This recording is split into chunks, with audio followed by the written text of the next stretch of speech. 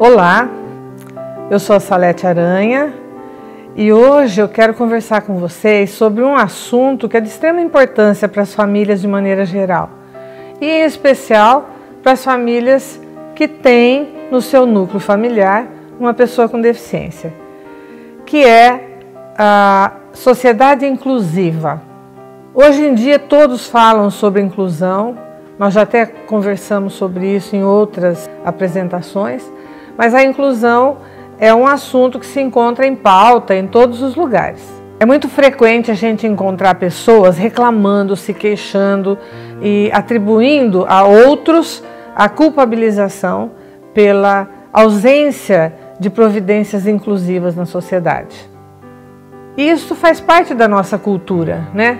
É sempre o que está lá fora, o amplo, que é o responsável por aquilo que a gente gostaria que existisse, mas não existe.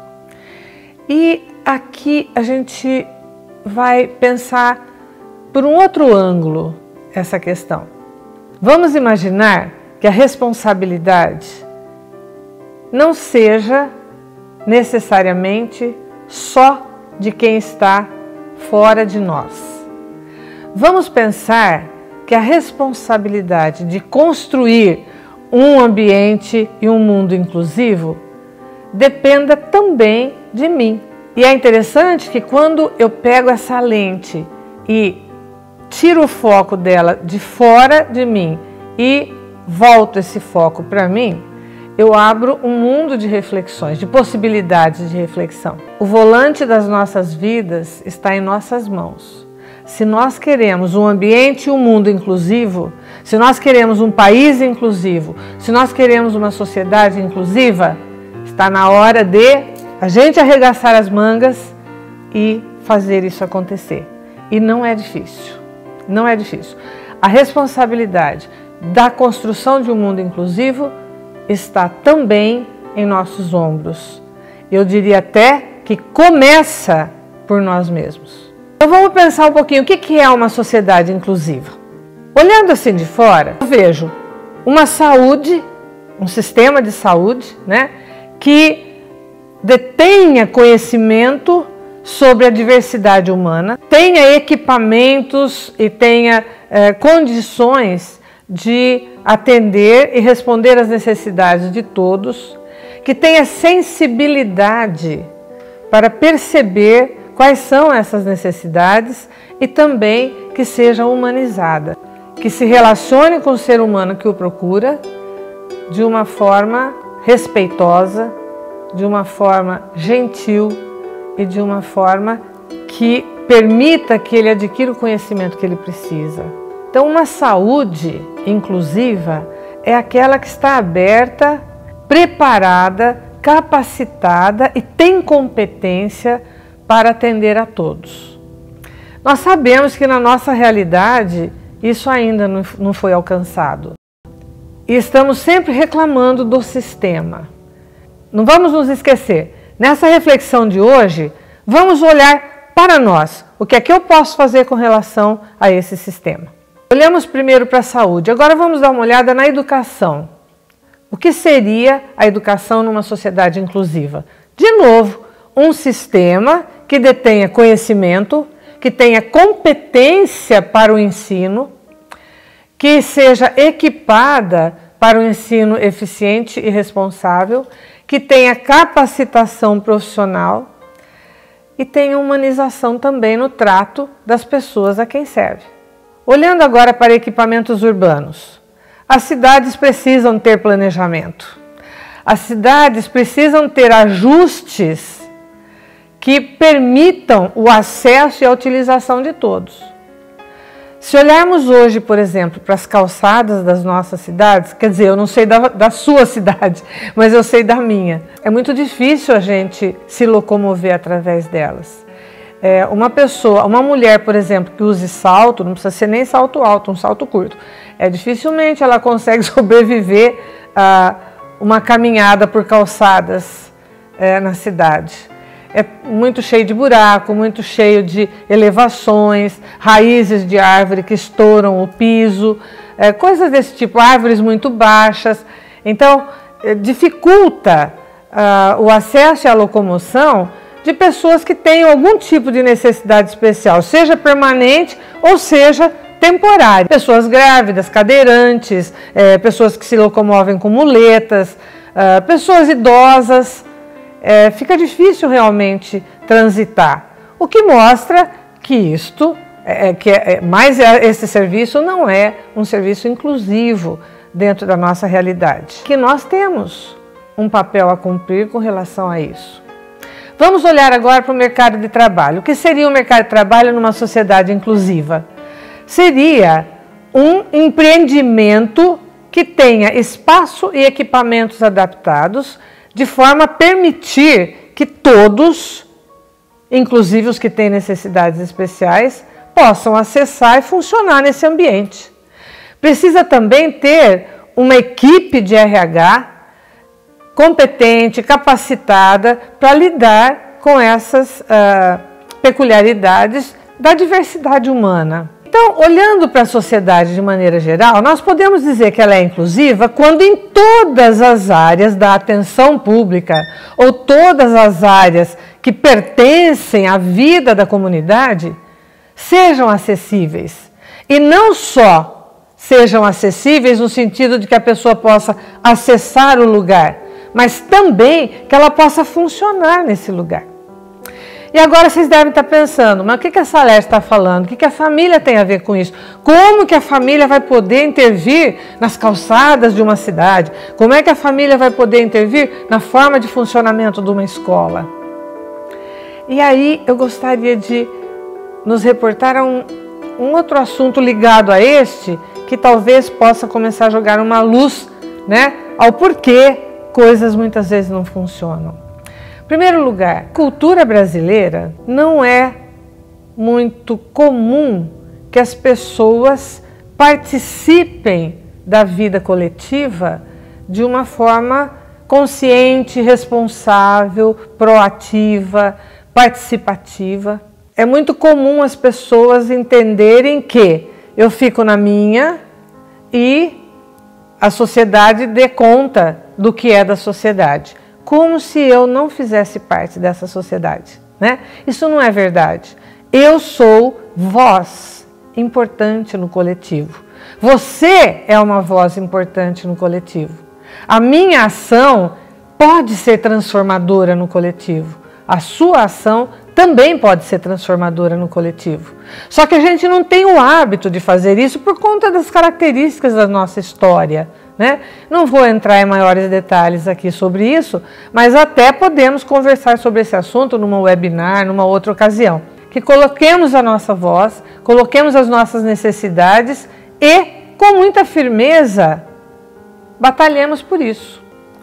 E o que nós estamos conversando aqui é mais um fator de alerta para essa necessidade. Então veja, como existe a falta de hábito das pessoas em participar da vida na sociedade, as famílias de pessoas que têm deficiência também, de uma certa forma, permanecem à parte do sistema decisório. Permanecem à parte do processo de identificar necessidades, planejar ações, tomar decisões, implementar e acompanhar essas ações.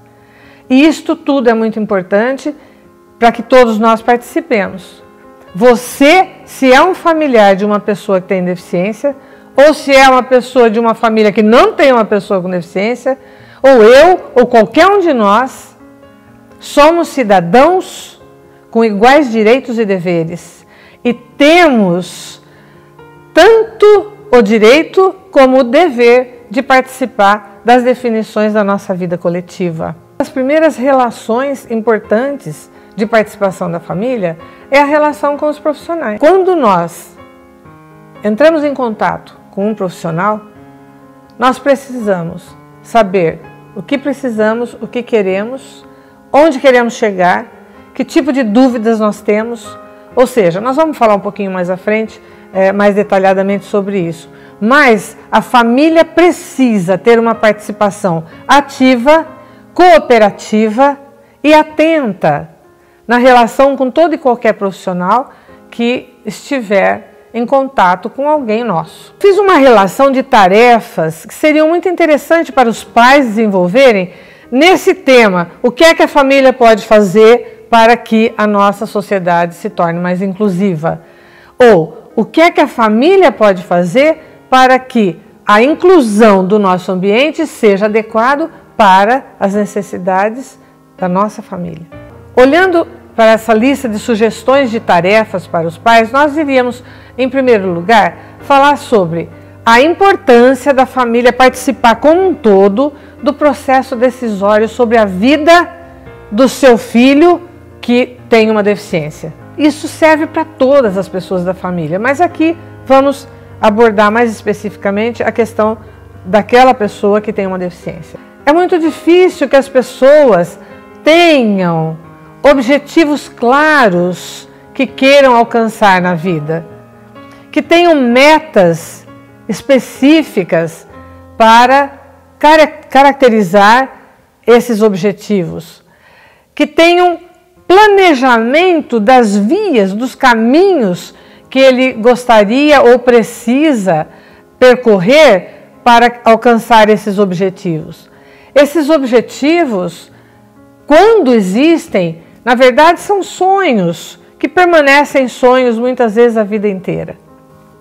Então, a realização de um plano de vida objetivo, detalhado, é extremamente importante para que a gente saia do lugar onde está e chegue a um lugar aonde quer chegar.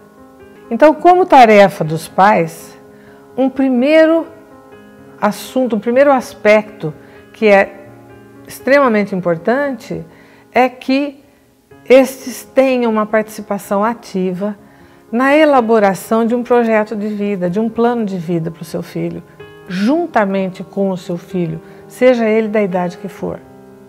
É importante que se faça esse planejamento que vai com o tempo sendo reformulado.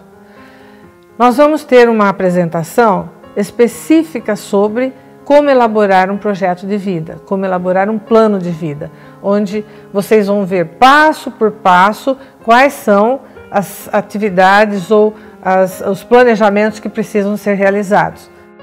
Mas aqui eu gostaria de enfatizar a importância da elaboração de um plano de vida como uma tarefa específica dos adultos da família com relação a uma pessoa com deficiência. Em segundo lugar, a escolha da escola.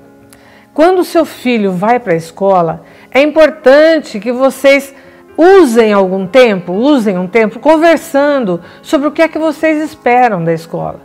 Existem escolas de vários tipos, com várias filosofias, que trabalham com métodos diferentes. Mesmo nas escolas públicas, existe muita diferença na forma de trabalhar entre uma escola e outra. E é importante que os pais tenham clareza sobre que tipo de valores vocês gostariam que os seus filhos tivessem contato quando estão na escola. Que tipos de procedimentos, que tipos de exemplos vocês gostariam que seus filhos tivessem. E é claro que na escola pública, seu filho precisa estudar na escola que está dentro da região geográfica estabelecida para a sua residência, né? Dentro dessa região.